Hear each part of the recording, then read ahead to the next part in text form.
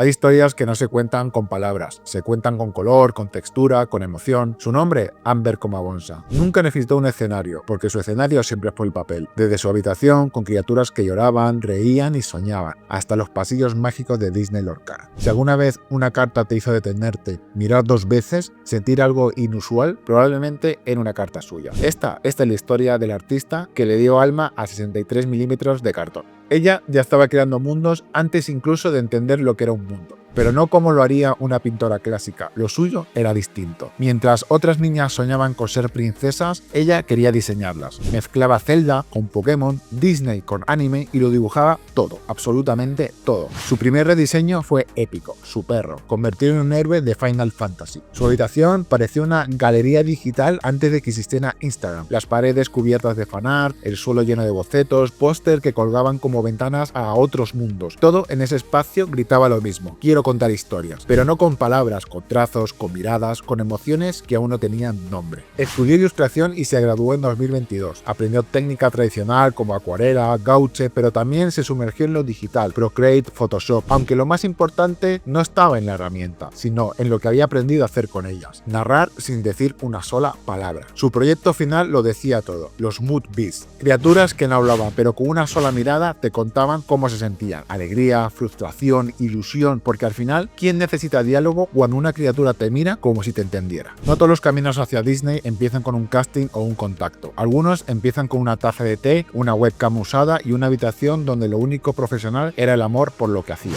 Cuando Amber se graduó, no buscó una oficina ni un contrato fijo. Eligió un camino más incierto, el freelance. Desde su escritorio casero, luz cálida, plantas vivas, silencio creativo, empezó a construir su portafolio. Ilustraciones para editoriales pequeñas, personajes para juegos de rol online, asset para cortos estudiantiles. Ningún encargo pagaba mucho, pero todos eran campo de entrenamiento para su estilo. Amber lo trataba como si fueran para Pixar, y eso se notaba. Cada pedido era un reto surrealista: hazme una hada enojada, un ninja expresivo, un zorro que parecía sabio pero tonto al mismo tiempo. Y Amber hacía magia. Incluso en lo absurdo encontraba emoción. Narraba con expresiones, con silencios, convertía cada briefing extraño en una historia que se sentía totalmente real. Con el tiempo los retos crecieron. Fue directora de arte en Neokaiyu, una animación sobre monstruos con emociones humanas. Allí creó un bestiario completo, criaturas que parecían peluches pero transmitían miedo con ternura y vergüenza. Su tarea no era solo dibujar, era traducir emociones en colores, formas y sobre todo en poses, definir la paleta emocional correcta para cada proyecto, coordinar guías visuales para animadores y siempre contar algo sin palabras. El mundo freelance le enseñó algo que la universidad no: que ilustrar no es solo dibujar, es leer entre líneas, entender lo que un cliente no sabe cómo explicar, traducir frases como hazlo más Disney pero no tan Disney, y aún así entregar magia. Durante años Amber trabajó en la sombra, en encargos pequeños, con clientes lejanos. Aprendió a adaptarse, a negociar y sobre todo a reinventarse, pero también aprendió a persistir, y cuando su estilo por fin encontró su voz, el mundo se detuvo a escuchar, porque cuando algo haces con alma, eventualmente alguien lo nota. Y entonces ocurrió un mensaje, un sobre digital con orejas de ratón, el tipo de correo que no esperas, el tipo de correo que te cambia el rumbo. Amber había estado compartiendo su evolución artística en redes: criaturas llenas de emoción, composiciones sinceras, cartas personalizadas con alma, y eso no pasa desapercibido. Y desde Alemania el equipo artístico de Ramesburger la había estado observando. Y cuando llegó el momento de lanzar su juego más ambicioso junto a Disney, pensaron en ella. No fue suerte, fue trabajo silencioso, fue talento con dirección, fue un artista que no buscaba aplausos, pero cuyo arte hacía eco. Y así, sin promesas notables ni campañas masivas, Amber entró en uno de los proyectos más esperados del TCG moderno, Disney Lorcana. Su debut no fue una aparición discreta, fueron 13 cartas de First Chapter, ninguna de fondo ni de relleno, cada una era una escena detenida, una historia contenida en 63 milímetros. En enero de 2025, Amber fue invitada oficialmente al Campeonato Norteamericano de Lorcana. Compartió escenarios con artistas como Connie y Whitney Pollett, firmó cartas y participó en paneles creativos, pero lo más importante no fue la firma, fue la conexión con la gente. Desde entonces, Amber ha participado en cada expansión grande del juego: Rise of the Fluborn, Into the Inlands, Ursula Return, Summer Sky. Pero dar chico en inglés, por favor. Su estilo evolucionó con cada set, más atrevida con el color, más audaz en la composición, más precisa en lo emocional. Dicen que puedes reconocer una carta suya solo por los ojos del personaje, y esa es una firma más poderosa que cualquier otra. Ella dice que dibujar a Mulan no solo fue representar aportar fuerza, es capturar la duda antes del golpe y la esperanza después de la caída.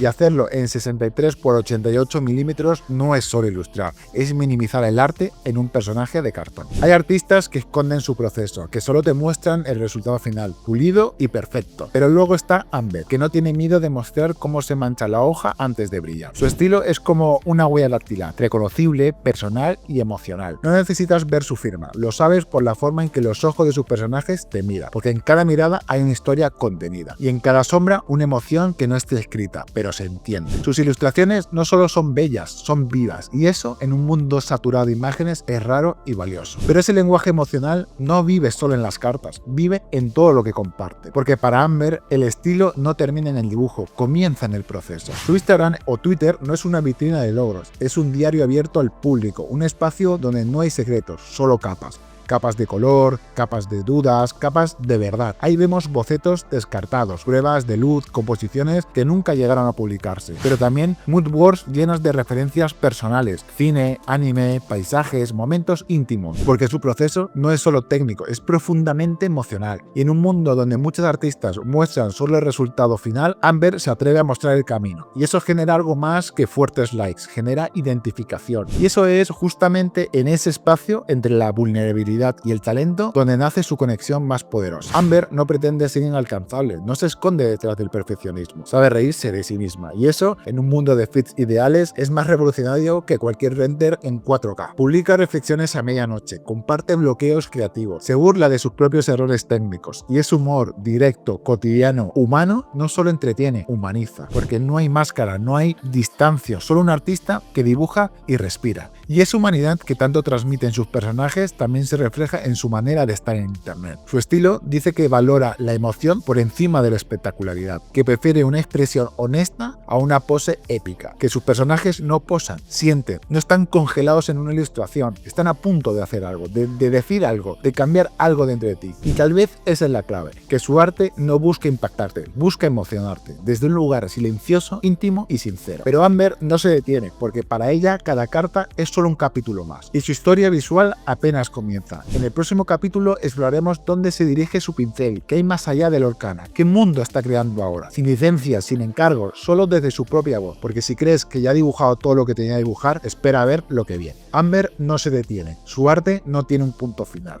solo comas que marcan el ritmo de una historia que sigue creciendo. Ha ilustrado casi todas las expansiones de Lorcana, The First Chapter, Fieldborn, Inland, Ursula Return, Simon Skyne, y según rumores, también es posible que esté en Fable y Susurros en el Pozo. Pero lo interesante no es lo que ha hecho o lo que hará, es lo que empieza a insinuar. En cada nueva publicación aparecen señales, personajes que no pertenecen a ninguna franquicia, criaturas nuevas, íntimas, personales, no nacen de un encargo, nacen de ella. Hay algo creciendo fuera del marco de la carta y no es casualidad, es dirección. En varios posts ha compartido personajes nunca vistos, algunos ya tienen nombre, otros solo emociones, y todos parecen hablarte sin decir nada. Transmiten dolor contenido, nostalgia, alegría, timidez, como si fueran fragmentos de un diario visual. Hay quienes especulan, será una novela gráfica, una historia sin palabras, una serie animada. Lo cierto es que todo puede ser posible, porque el lenguaje que está explorando ya no es de otros, es suyo. Está en uno de los puntos creativos donde todo puede pasar. Tiene comunidad fiel, tiene un estilo inconfundible, pero sobre todo tiene algo que no se entrena, ni se finge, sensibilidad narrativa. Amber no solo es una ilustradora en los créditos de Lorcana, es la mente detrás de las emociones encapsuladas en papel, la autora de miradas que atraviesan. Ella convirtió a Scar en una estrategia silenciosa, a Campanilla en un acto de rebelión mágica, a Mulan en una promesa sin voz. En un juego lleno de ilustradores talentosos, Amber logró algo rarísimo, que sus cartas sean no solo reconocibles, sino inolvidables. Y puede que aún no tenga su serie animada, su cómic firmado, pero lo que sí tiene es algo que ni los contratos ni el marketing garantiza, una conexión emocional real con quienes ven su arte. Su historia como artista, como narradora, como persona apenas está comenzando. Y si ya hizo esto con un puñado de cartas, esperar a ver lo que viene con un universo entero. Soy Cobita y gracias por acompañarme hasta el final. Si te gustó este viaje por el arte, te invito a ver otro vídeo que seguro te encantará, el de Ian McDonald de Lorcana. No olvides suscribirte y nos vemos en el próximo vídeo. Hasta luego.